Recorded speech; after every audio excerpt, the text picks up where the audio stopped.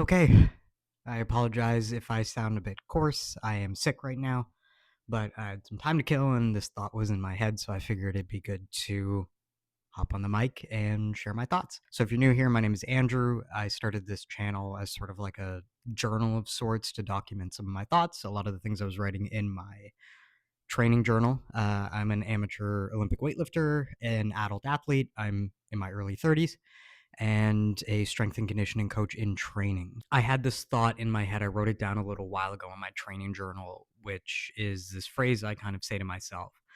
And it's that a coach's responsibility is to get the big things right, and an athlete's responsibility is to get the little things right. And that sort of serves as a framework for how I approach my own training and also my responsibilities as both an athlete and as a coach. Being like a coach in training and also an athlete in training, you get the best and worst of both worlds, so to speak. So you get to see what the experience is like and experience it for yourself, but what an athlete is like, and then also what a coach is like, and to see the intersection between the two, and where those lines are, and where things blur.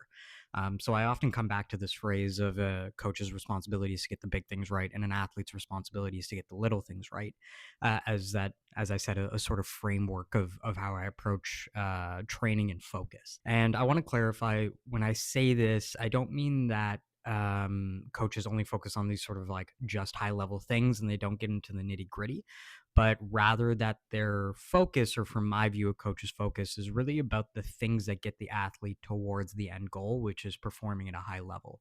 As an Olympic weightlifter in training, my focus, or what I feel my coach's focus is primarily, is proper performance and technique, and also the development of a program that guides me towards that sort of end goal. The coach's responsibility, first and foremost, is the implementation of the program. So to get the athlete in training towards that end goal, so the development of those specific qualities. But then, of course, the technical aspects of performing the tasks correctly. So it's not just about snatching, but it's also about how to snatch correctly for that athlete, for that body type, and for that context. That comes in the form of feedback. So when you're getting coached, your coach is obviously providing you technical cues to perform the lifts in a certain way. If you're a football athlete, it's your coach providing you technical cues on the field or in your specific role, whether you're a running back, a tight end, or a receiver, right? Same thing for soccer, same thing for hockey, same thing for pretty much every other sport out there.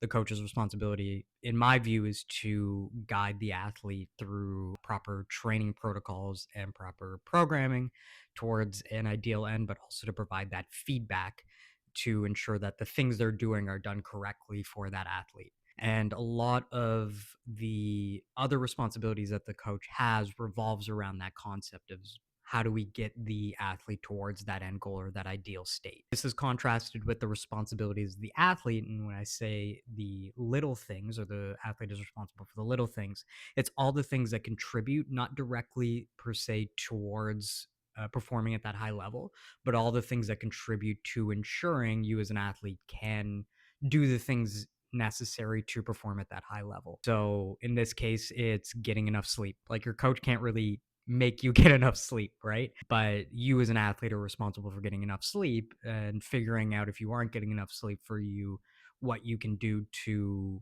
reach that level. Because while sleep isn't going to make you snatch 100 kilos, a lack of sleep is definitely not going to help you snatch 100 kilos, specifically because a lack of sleep is not going to help you recover well enough to be able to commit to training fully and perform at that high level in training. And it's the things you do in training that help you snatch 100 kilos. Ugh, I'm plugged up to the nth degree right now. So yeah, like this thought has been in my mind for a little while, as to the differentiating, like the differentiation of responsibilities. I think it's really important to explore as a quote unquote adult athlete. And when I say adult athlete, I mean somebody who works a full time job or does work on a regular basis and competes in a sport. Because there's once again, in your own life, a differentiation of responsibilities. I have my responsibility in my day job. I have a responsibility to obviously my social circle, my own well-being, and then also the sport and my responsibility to my coach, and what I'm supposed to uphold. I think that's very pertinent as an adult athlete, and that's why the concept really floats in my head a lot, as to what is my coach responsible for, and what am I responsible for, and I've kind of fall to this or fall into this kind of concept of my coach is responsible for those big things that get me towards the end goal, and I, as the athlete, am responsible for the little things that allow me to fulfill the asks and demands and expectations that my coach puts on me in training and in performance. So yeah, I'd like, as I mentioned, this is a training journal. This is kind of like a video journal because I write all of this towards myself or in my own book, and I don't really have a place to put it or too many people to talk about. So I just wanted to film this and share it here. Does this concept make sense of coaches being responsible for big things and athletes being responsible for little things? Curious to hear your thoughts. And also, I'll clarify that when I talk about this, there's obviously like blurring lines and overlap. As an athlete, I am also responsible when it comes to having challenges in terms of solving the little things to go to my coach and ask these questions to say, I'm having trouble sleeping and I think it's affecting my performance. Do you have any advice on how to approach that? Or, approaching nutrition, approaching stress management and mindset, approaching mobility. These are all things that I think fall under the purview of the athlete. And obviously, the severity of it also determines, how much your coach steps in. If you're somebody, especially in Olympic weightlifting, if you're not mobile, it is a very clear barrier to your progress. And it kind of, I would say, if you're having trouble with mobility, that's something that your coach may step in on and provide some context and some guidance on how to develop your mobility in relation to the sport.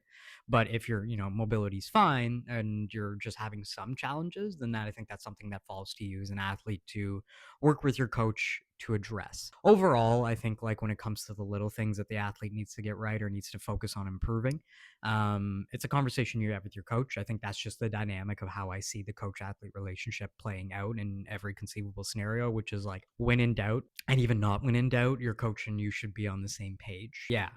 So there's no like structure to this video. If you've watched this far, I just kind of turned on the mic and started rambling. So once again, thank you for watching if you're at the end of this video and curious to hear your thoughts on this concept. And also, if you are tuning in, how do you like this kind of format of me just turning on the camera, grabbing a mic, and kind of sharing my thoughts on things? Obviously, in a sports or an athletics or a fitness channel, the kind of subtext or the expectation is that it's somebody lifting weights. But if you like this kind of stuff, let me know and I'll do some more of it. All right. Thanks, everyone.